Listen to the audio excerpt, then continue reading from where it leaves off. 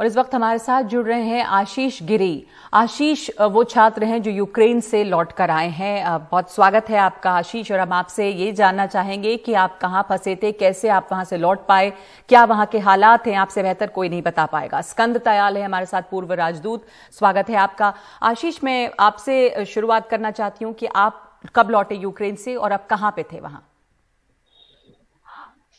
Ma'am, मैं 26 फरवरी को Ukraine से भारत आया।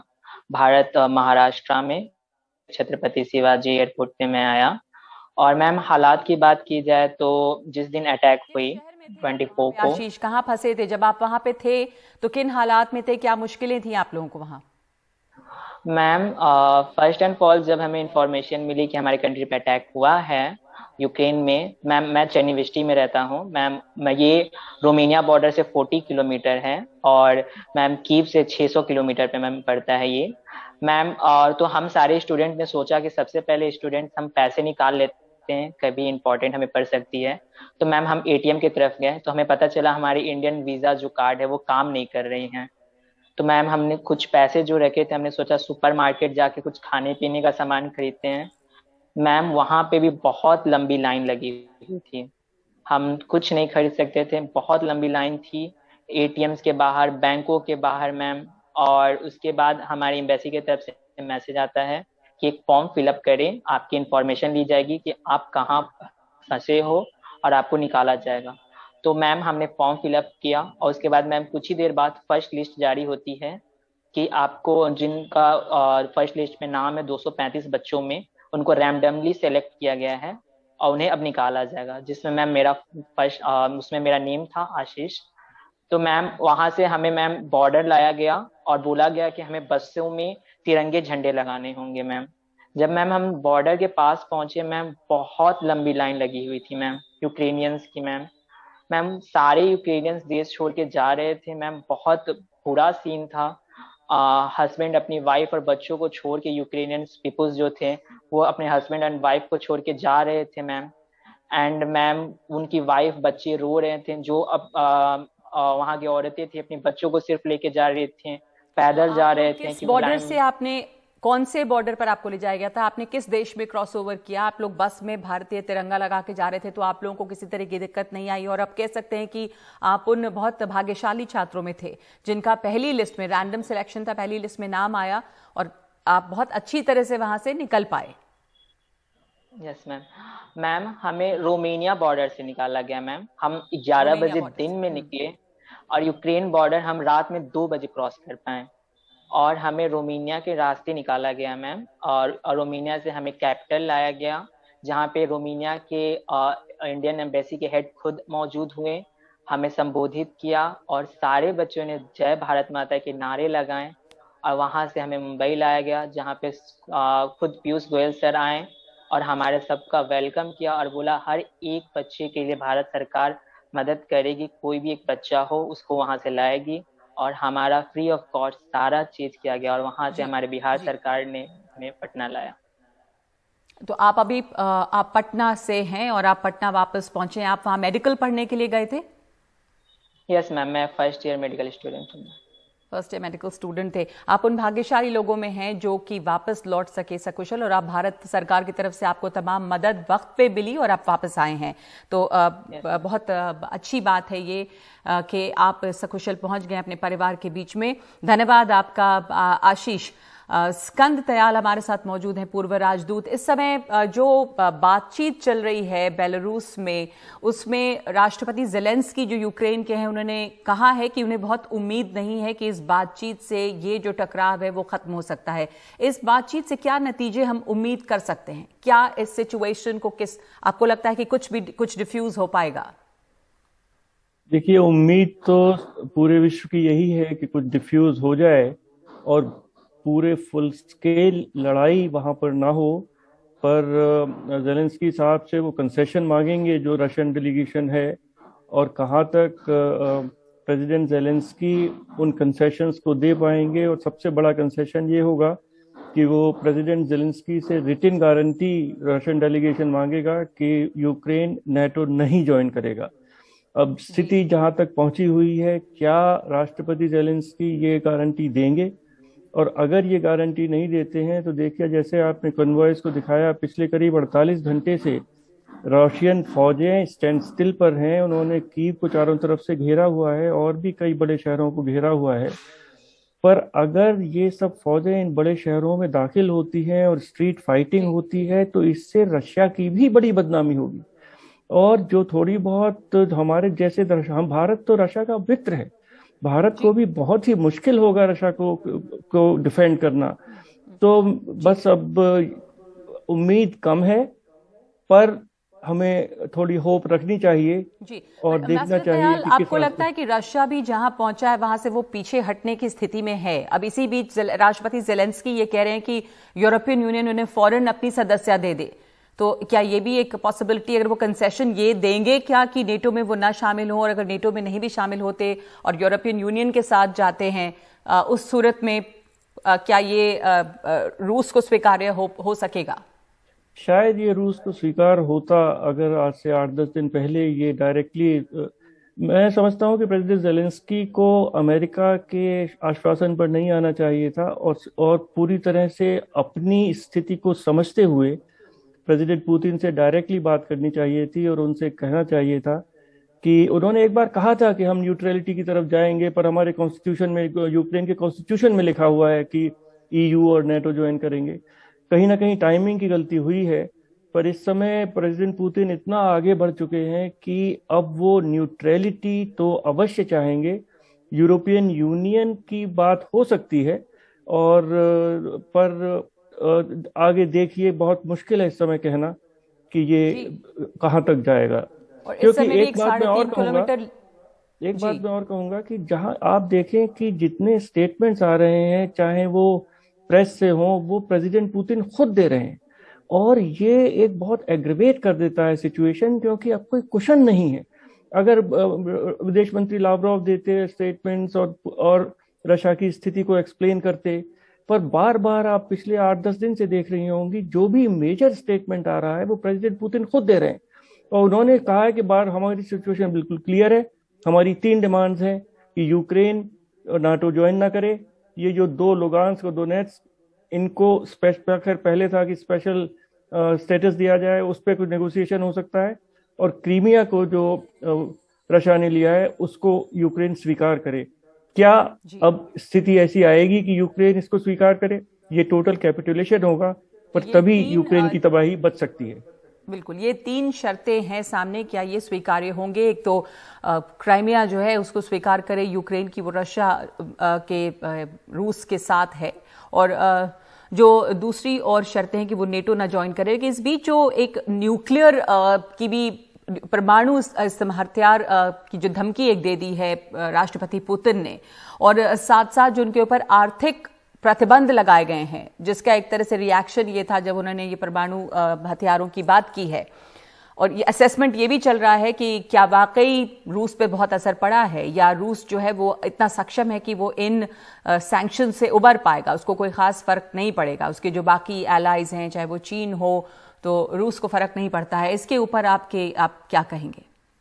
मैं समझता हूँ कि जब प्रेसिडेंट पुतिन ने ये पूरा ऑपरेशन काफी महीनों से प्लान किया हुआ है, और बहुत एक स्टेप बाय स्टेप वो जा रहे हैं, और बार बार उन्होंने प्रेस कॉन्फ्रेंस में भी कहा था कि हम वी हैव ए प्लान। तो जो सैंक्शंस अभी तक लगी हैं वो क्रिपलिंग सैंक्शंस नहीं है, वेस्टर्न ऑब्जर्वर्स भी यही कह रहे हैं, और उनके पास करीब 600 बिलियन का रिजर्व रशिया के पास है। तो इमीडिएटली रशिया पे कोई असर नहीं होगा, उनके पास गेहूं अधिक मात्रा में है, सब गैस है, और रशियंस देखिए एक इस तरह के लोग हैं जो कि बहुत सफरिंग बर्दाश्त कर सकते हैं।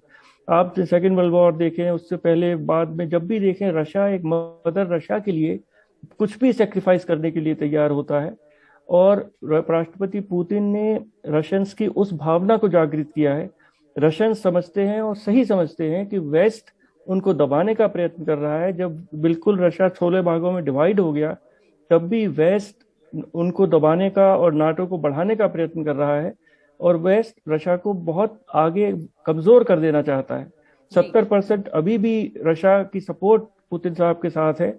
तो मैं समझता हूं कि पुतिन साहब को, राष्ट्रपति पुतिन ही डिसाइड करेंगे कि आगे क्या होगा। वो पूरा एजेंडा कंट्रोल कर रहे हैं, पूरे ऑपरेशंस कंट्रोल कर रहे हैं और वो लड़ाई के लिए तैयार हैं।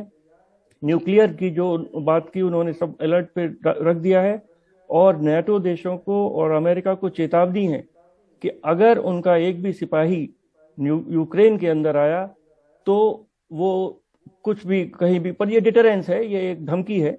मैं नहीं समझता कि उस तरफ कोई एक्शन होगा, पर एक चेतावनी है। बिल्कुल, चेतावनी उन्होंने दी हुई है कि नेटो की क्या सैनिक जो है वो अंदर यूक्रेन के अंदर नहीं आना चाहिए। और इस समय जैसा आप कह रहे हैं कि रशिया जो है, रूस में खास करके राष्ट्रपति पुतिन वही सारे एजेंडा को एक तरह ड्राइव कर रहे हैं, नैरेटिव को कंट्रोल कर रहे हैं। तो हालांकि परसेप्शन वॉर जो होती है उसमें रूस एक तरह से हारता हुआ नजर आ रहा है, क्योंकि रूस की काफी निंदा हो रही है जिस तरह का हमला उसने यूक्रेन पर किया है और जो स्थिति वहां पे बनी है। धन्यवाद आपका एम्बेसडर स्कंदर दयाल इस चर्चा के लिए। इस वक्त 5 की बात में हम एक ब्रेक ले रहे हैं और ब्रेक के बाद राम रहीम चुनाव के बाद वापस पहुंचीजिए।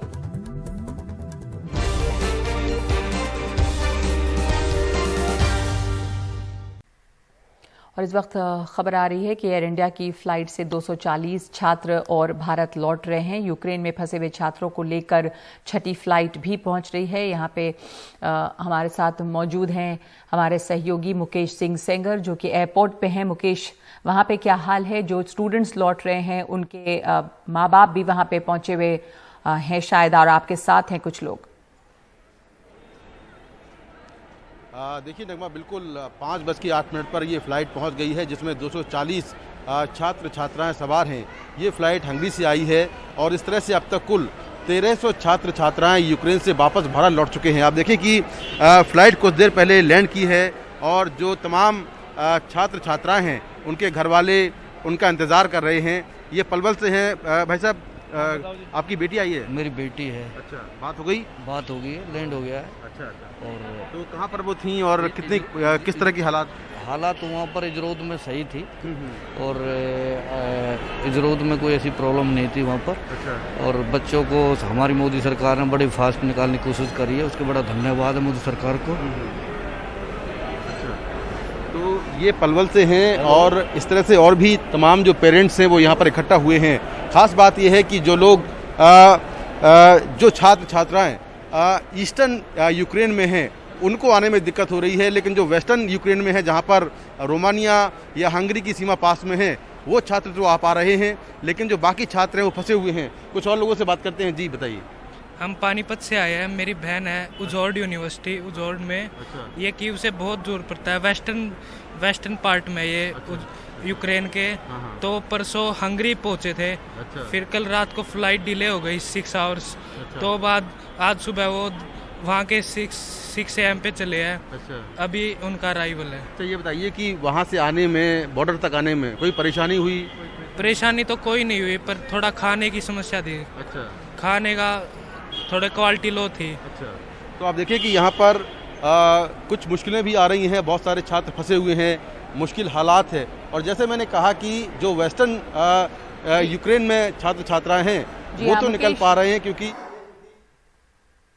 जी जो पश्चिम में है वो निकल पा रहे हैं, लेकिन जो यूक्रेन के पूर्वी यूक्रेन में है वहां पर से मुश्किल हो रही है। इसमें आपको सुनाते हैं कुछ उन छात्रों की बात जो वहां से लौट कर आए। इतने क्रिटिकल सिचुएशन से बाहर आए और वो अच्छा लग रहा है और हम बहुत थैंक्स कहना चाहते हैं। किस सिटी में आप थे, वहाँ से कैसे एयरपोर्ट पहुंचे, फिर भारत सरकार ने जो रिटर्निंग का इंतजाम किया है उसके जरिए आप लोग भारत आए हैं?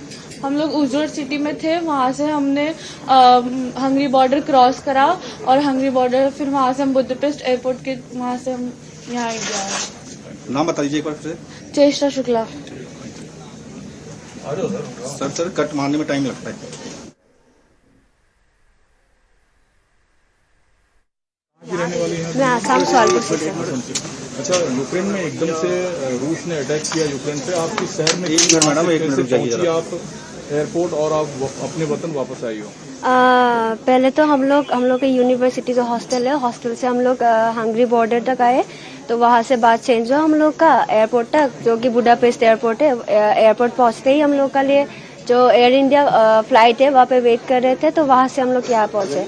और आप लोग के माध्यम से मैं जो हम लोग का भारत सरकार तथा असम सरकार है और हम लोग का मोदी जी सबके माननीय मोदी जी और हिमंता बिस्वा शर्मा जी की हम लोग शुक्रिया अदा करना चाहते हैं कि इतनी भयंकर परिस्थिति में से हम लोग को निकाल के इतने अच्छे से सुरक्षित से अपने देश लेके आए। तो ये वो तमाम छात्र हैं जो कि इस समय लौट कर आए हैं। हम एक ब्रेक ले रहे हैं और ब्रेक के बाद लौटते हैं।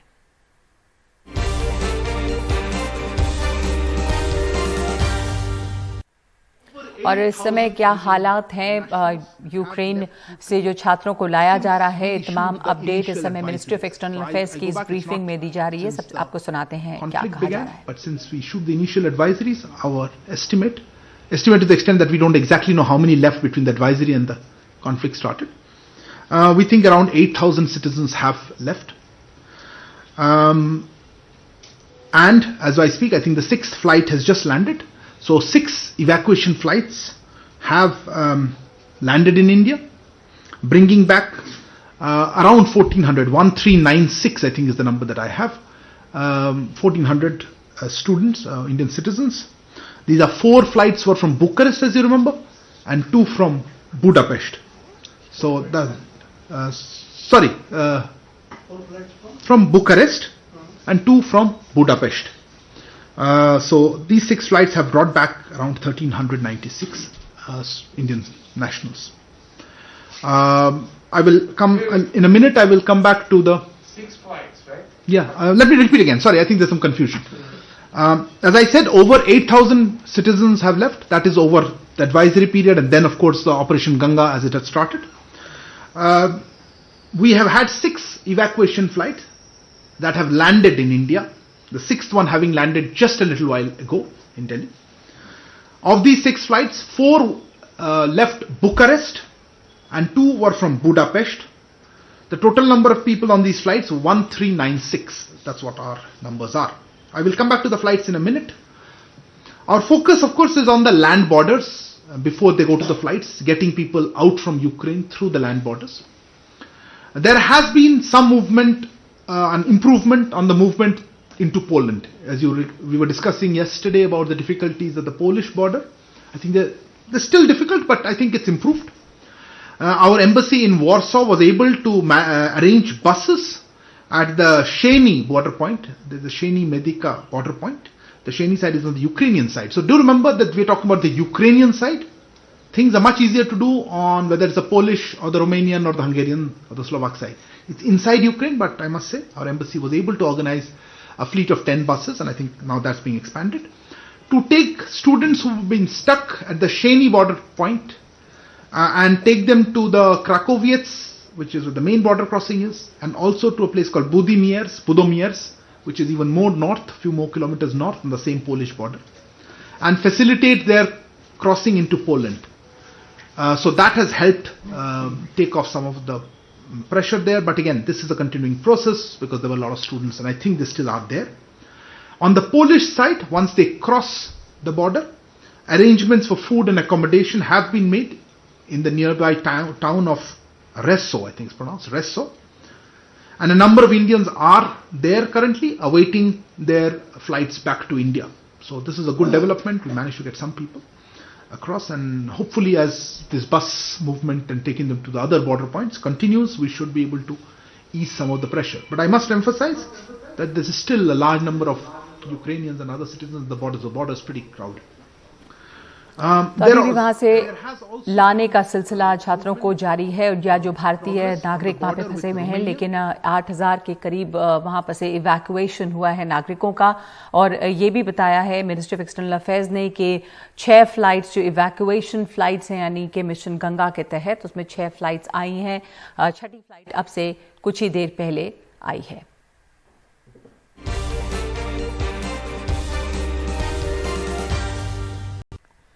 और इस युद्ध के दौरान यूक्रेन के लोगों ने अमेरिका में व्हाइट हाउस के सामने प्रदर्शन किया है। अपने मूल देश पर रूसी हमले से ये लोग नाराज हैं।